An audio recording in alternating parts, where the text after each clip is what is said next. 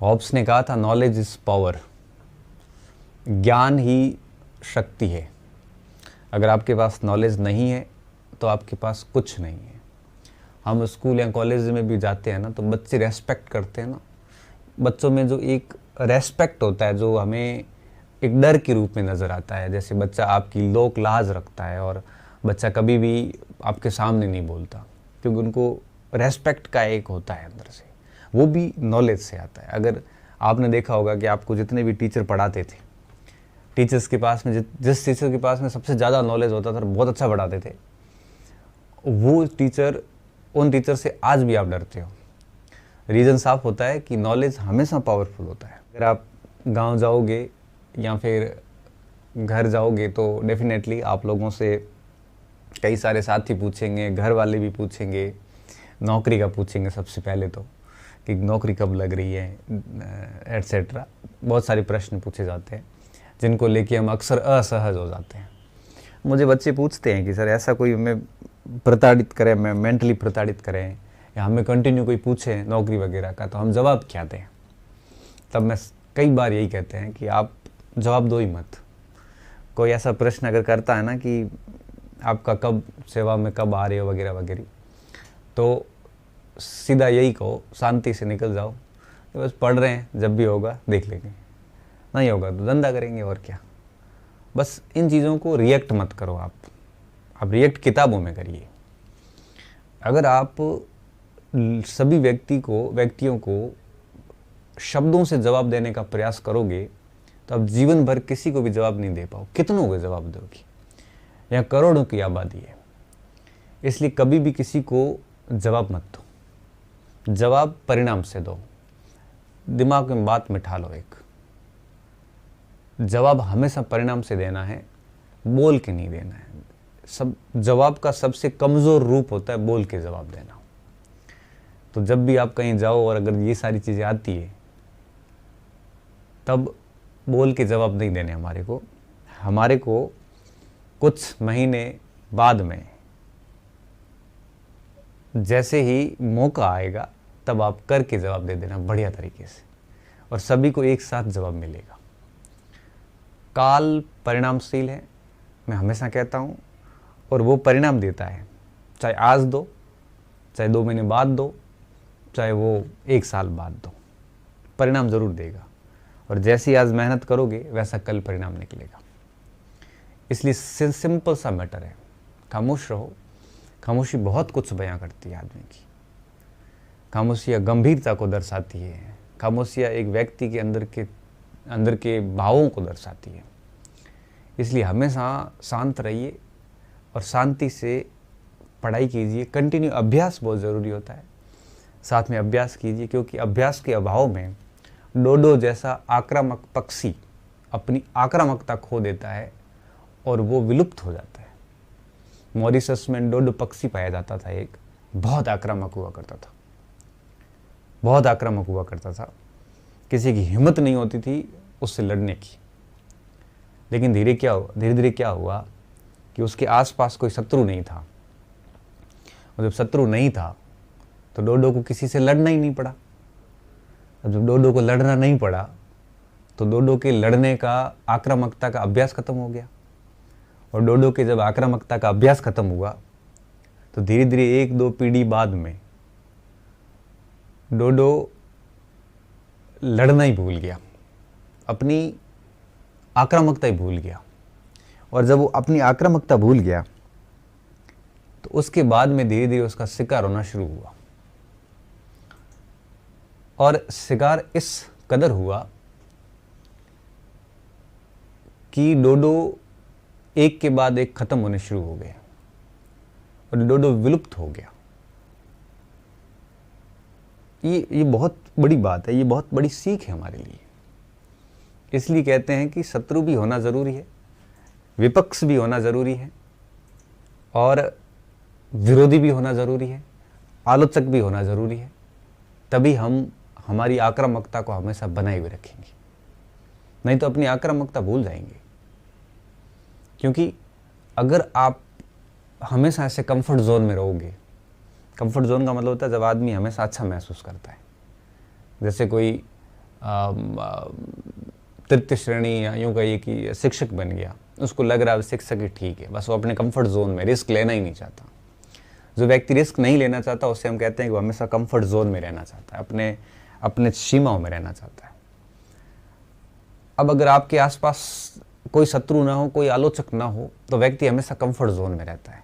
और comfort zone में जो व्यक्ति रहता है वो कभी आगे नहीं बढ़ सकता, वो अपने कभी दायरों को पार नहीं कर सकता, वो कभी सीमाओं को तोड़ के असीमित नहीं हो सकता, वो कभी भी उन ऊंचाइयों को नहीं छू सकता जिन ऊंचाइयों के वो हकदार है। तो हमेशा वो अपने कंफर्ट जोन में रहता है। लेकिन अगर आपके आसपास में कई सारे प्रतिद्वंद्वी, प्रतिस्पर्धी, आलोचक है, तो वो हमेशा जैसी बातें करेंगे उससे आप कंफर्ट जोन से अगर बाहर आ जाते हो तो निश्चित रूप से आप बहुत कुछ कर सकते हो। कंफर्ट जोन से बाहर आया हुआ व्यक्ति बहुत कुछ हासिल करता है। मैं हमेशा कहता हूँ स्टूडेंट को कि अपनी आक्रामकता भूलना मत, और हमेशा अभ्यास कंटिन्यू करते रहना। अभ्यास करोगे तभी आक्रामकता रहेगी। और अपने आसपास अपने जितने भी विरोधी वर्ग हैं उनका सम्मान करते रहो। वही है जो आपको अपनी क्षमताओं से परिचित करवाते हैं, वही है जो आपको अपनी कमियों से परिचित करवाते हैं, वही है जिनके कारण आप कई बार मोटिवेट भी होते हैं। इसलिए बढ़िया तरीके से काम कीजिए, हमेशा पॉजिटिव रहिए, क्योंकि अगर आप अपना रोने जैसा चेहरा बना के किसी से मिलोगे ना, तो आपको कोई व्यक्ति पसंद नहीं करेगा। आप सोचिए कि आप अगर बहुत ज़्यादा नेगेटिव होकर मेरे पास आओगे, मैं एक बार सुन लूँगा आपको, दूसरी बार आओगे दूसरी बार भी सुन लूँगा। अब बार बार आप ऐसे उतरा हुआ मुंह लेके आओगे तो मेरे को आपसे नफरत हो जाएगी। मतलब कैसा व्यक्ति है ये, जो अपनी समस्याओं को भी झेल नहीं सकता, जबकि भगवान ने सबसे बेहतरीन बुद्धि मानव को दी है। और वो व्यक्ति अपनी समस्याओं के कारण हमेशा से उतरे हुए मुंह में ही रहता है, और जब भी किसी के पास बैठता है तो अपनी रुदन गाथा शुरू कर देता है। ऐसे व्यक्ति किसी को पसंद नहीं होते। इसलिए मैं कई बार मेरे साथियों को कहता हूँ, मेरे विद्यार्थियों को कहता हूँ कि कहीं पर भी बैठो ना तो ऐसे पॉजिटिव बात कीजिए, रोने धोने की बात नहीं करनी।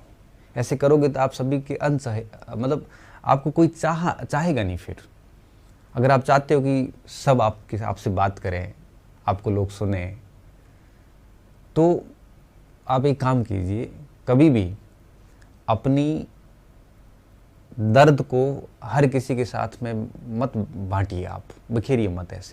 ऐसे उदास चेहरा लेके घूमोगे, रुदन गाथा करोगे, कोई सुनने वाला नहीं है। उल्टे आप लोग आपसे नफरत करना शुरू कर देंगे। एक समय था जब मुझे याद है कि जितने भी इंश्योरेंस पॉलिसी करने वाले लोग हैं उनको देखते ही जो कर्मचारी वर्ग होता था बोलता था अब ये पॉलिसी करवा देगा। उनकी छवि खराब हो गई थी एक टाइप से। अगर आप इस टाइप से करोगे ना तो आपको निश्चित रूप से आप लोगों के चाहते कभी नहीं बन सकते। इसलिए कहते हैं पॉजिटिव रहिए, और जहाँ जाओ पॉजिटिव बात करो, नहीं होती है तो मत करो। दूसरी बात, एक चीज़ और ध्यान रखना, कई बार होता ऐसा है कि हम कहते हैं, पूछते हैं हमें कि सर सामने वाले को अच्छा कब लगता है, जब आप उसका सुनते हो। कई बार क्या हम दो चार लोग मिल गए तो हर व्यक्ति अपनी सुनाने में रहता है। अगर आप ऐसे अपनी सुनाते रहोगे ना तो आपको कोई सुनना पसंद नहीं करेगा। इसलिए कहते हैं कि बस दूसरों की सुनते चाहिए, और मौका पड़ने पर एक आधा भारी शब्द बोल दीजिए। दूसरों की सुनोगे ना तो दूसरों को बहुत अच्छा लगेगा, आपका व्यक्तित्व तो बहुत अच्छा लगेगा। अगर आप अपनी गाथा गाते जाओगे तो किसी को आप ठीक नहीं लगोगे, ये भी मैं बता देता हूँ आपको। हमारी आदत क्या होती है, हम चार बैठते हम सभी अपनी अपनी रामायण शुरू कर देते हैं। इससे क्या होता है, सबको लगता है क्या मतलब शुरू कर दिया ये सब। दूसरा हमारा क्या रहता है, दूसरा हमारा ये रहता है कि हम हमारी प्रशंसाओं में खो जाते हैं। हम हमारी इतनी प्रशंसाएं कर लेते हैं, इतनी खूबियाँ बताते हैं, सामने वाला लगता है, सामने वाले को वास्तव में उसको लगता है कि मतलब यही भगवान है। जबकि एक साइकोलॉजी का सिंपल रूल्स है, आप जो चीज़ ज़्यादा अपने बारे में बताओगे उसकी वैल्यू ख़त्म हो जाती है। अगर आप अपनी कमियां बताओगे दुनिया को, अगर आप अपनी बुराई दुनिया को बताओगे, तो फिर वो बुराई नहीं रहेगी, ना वो कमी रहेगी। क्यों? क्योंकि दुनिया आपके बारे में जानती है। अगर आप अपनी अच्छाइयाँ दुनिया को बताओगे तो वो अच्छाई भी नहीं रहेगी। क्यों? क्योंकि फिर बोल बोल के आपने उसकी महत्व ख़त्म कर दिया। इसलिए कहते हैं कि आप लोग जब भी कहीं बैठते हो ना, ये पढ़ाई से रिलेटेड बात नहीं है, अपनी कमी बताइए ऐसे कि यार मेरे में बहुत बड़ी कमी है, मेरे में ये कमी है, यहाँ पे मुझे इसमें बहुत सुधार करने की गुंजाइश है। तो क्या हो ना, सामने वालों को आप अंदर से बहुत हल्का फील करोगे। जितनी चीज़ को हम दबाएंगे, अपनी कमी को हम दबाते हैं, जितना दबाएंगे ना, वो अंदर ही आपके अंदर ही जहर बनाएगी और लोग आप हंसी के पात्र और बनोगे। तो कुछ छोटी छोटी चीज़ें होती हैं जो हमें दूसरों से अलग करती है, वो जीवन में बहुत ज़रूरी चीज़ें।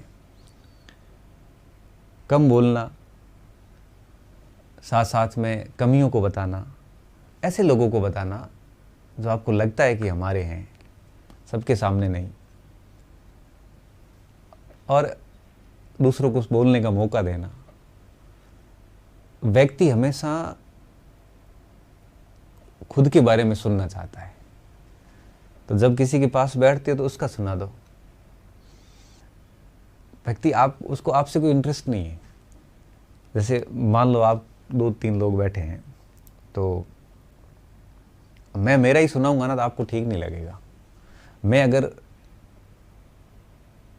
आपको सुनाऊंगा, आपकी बात ही आपको सुनाऊंगा, तो आपको ज़्यादा ठीक लगेगा।